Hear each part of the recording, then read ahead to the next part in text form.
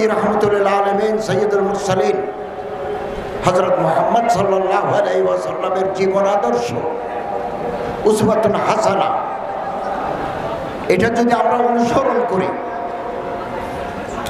আসফালাত তাফসাল, জন্ম থেকে মৃত্যু পর্যন্ত আমরা যদি মেনে চলি, ইত্তেবা করি, আমাদের জীবন সাফল্যে 100% সফলতা আমরা অর্জন করতে পারব।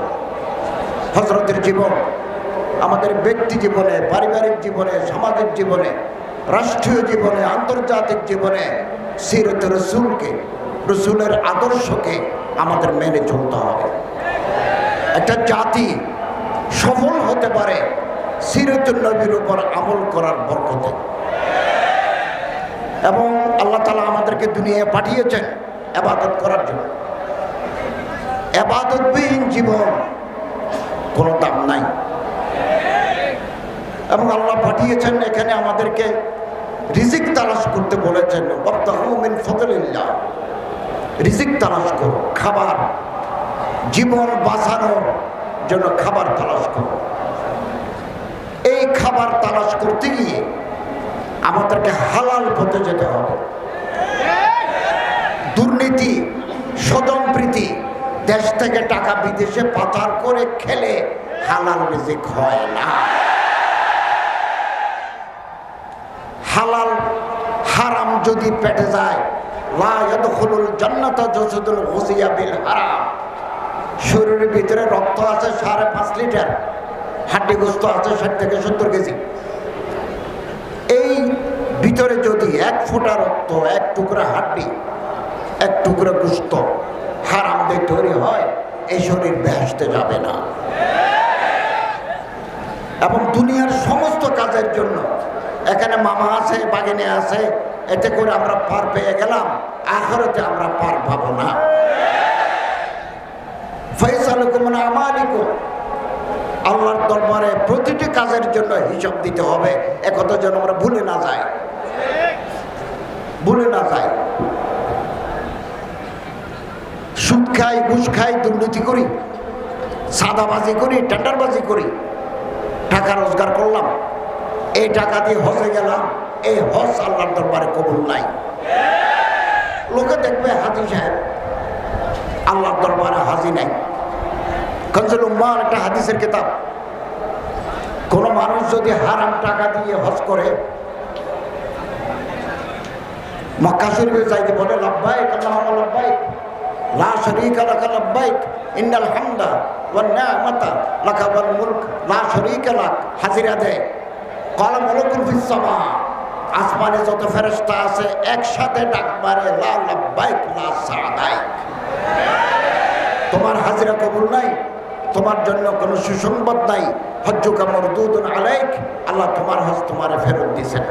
যে সমস্ত দুর্নীতিবাজ, লুটেরা, পাচারকারী জীবনের এক সময়ে এহরাম পরে হজ করতে যায়, আল্লাহর দরবারে তাদের হজ ফেরত আসবে, কবুল হবে না।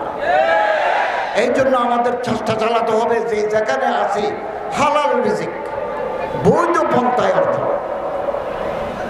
আলেম, ওলামা, মাশায়েখ সারা জীবন একথা মানুষকে বলে আসছেন। সিরতের আদর্শ ওলামায়ে কেরাম সারা জীবন প্রচার করে আসছেন। আলেমদের সাথে সামাজিক সম্পৃক্ততা সবচেয়ে বেশি। ওনারা হাদিসের দরজে আছেন, কোরআনের দরজে আছেন, ইমামের মসনদে আছেন, খানাকাতে ওনারা তাজকিয়ে নফসের কাজ করছেন। যখনই কোনো দুর্যোগ, কোনো দুর্বিপাক আসে, ওনারা জনগণের সেবার জন্য ঝাঁপিয়ে পড়ে। কোভিড-19 করোনাকালীন এই মসজিদের ইমাম সাহেবরা, মুহাদ্দিসিনরা, ছাত্ররা এই লাশ দফনের ক্ষেত্রে ওনারা সবচেয়ে বড় ভূমিকা রেখেছেন। বাবার লাশ ছেলেরা স্পর্শ করে না, সেখানে ওলামায়ে কেরাম, মাদ্রাসার ছাত্ররা এদের তাজহিজ, তাকফিন করে, গোসল দিয়ে, জানাজার নামাজ পড়িয়ে তাদেরকে দাফনের ব্যবস্থা করেছে। 1-2টা নয়, শত শত, হাজার। আগামী দিনেও কোনো দুর্যোগ দুর্বিপাক, কোনো মাসায়েব যদি বাংলাদেশে আসে, এই সাম্প্রতিক বন্যায় আমি লক্ষ্মীপুর গেছি, নোয়াখালীতে গেছি, ফেনীতে গেছি, সব জায়গা থেকে মাদ্রাসার হুজুররা ছাত্ররা ত্রাণ দিচ্ছে। অতএব জনগণের সাথে সম্পৃক্ততা ওলামায়ে কেরামের সবচেয়ে বেশি। আর ইমাম, আইম্মা, মাশায়েখ, ওলামা, জোয়ামা, নোকাবা, ওরাফা, এই সমস্ত মানুষ সমাজের প্রতিনিধি। আমি নিজেও 17 বছর যাবৎ একটা মসজিদে খুতবা দিয়েছি। আমাদের কথা মানুষ শুনতে চায়, মানতে চায়, টেলিফোন করে জেনে নেয়। অতএব সামাজিক শক্তি এই নেতাগুলো হচ্ছেন ওলামায়ে কেরাম।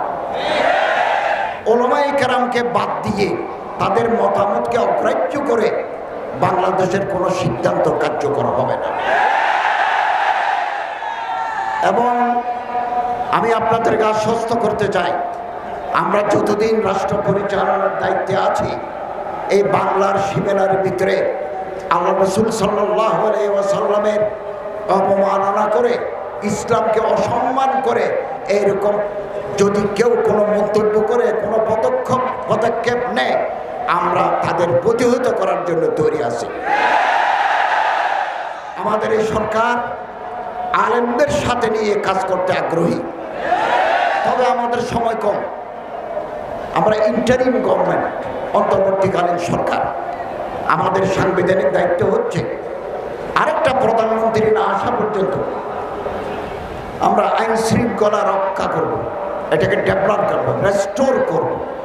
Restoration of law and order situation, এটা আমাদের অগ্রাধিকার।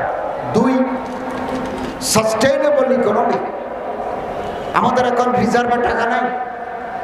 আমরা এমন এক সময়ে সরকারের দায়িত্ব নিয়েছি, আমাদের রিজার্ভ খালি, সব নিয়ে গেছে বাইরে। আমরা এসে এখানে কিছু পাই নাই। এখন কয়েকদিন পরে চাষাবাদ শুরু হবে, ওখানে 40-50 মিলিয়ন ডলার আমাদের দরকার সার আমদানি করার জন্য। এই টাকা জোগাড় করতে আমরা হিমশিম খেয়ে যাচ্ছি। তারপরে এই বিদ্যুৎ আসে বিদেশ থেকে। বিগত দিনে এখানে স্থায়ী বিদ্যুৎ উৎপাদনের কোনো ব্যবস্থা হয় নাই। কুইক রেন্টাল করে যেটা হয়েছে, এটা বাংলাদেশের জন্য বিরাট ক্ষতি।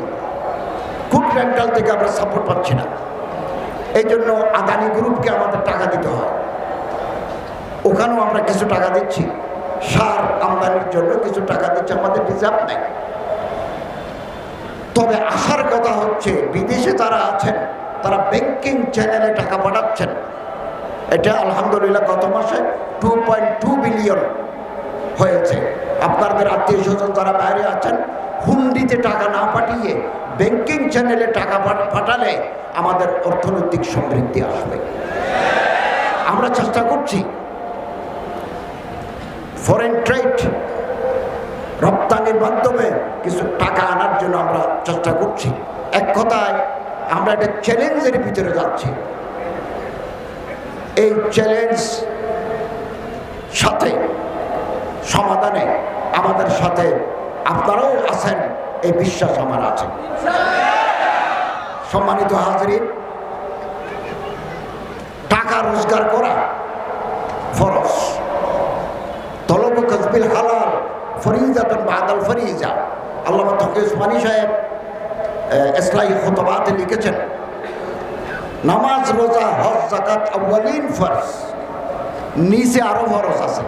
সেকেন্ড ক্যাটাগরি অফ ফরজ, সেটা হচ্ছে পেটের ভাত জোগাড় করা, বিবি বাচ্চাদের জন্য খাবার জোগাড় করা, মা বাবার জন্য অন্ন জোগাড় করা। এটা সেকেন্ড ক্যাটাগরি অফ ফরজ। যে কোনো কাজ, হালাল কাজ। আমি রিক্সা চালাতে পারি, আমি সিএনজি চালাতে পারি, আমি একটা ব্যবসা করতে পারি।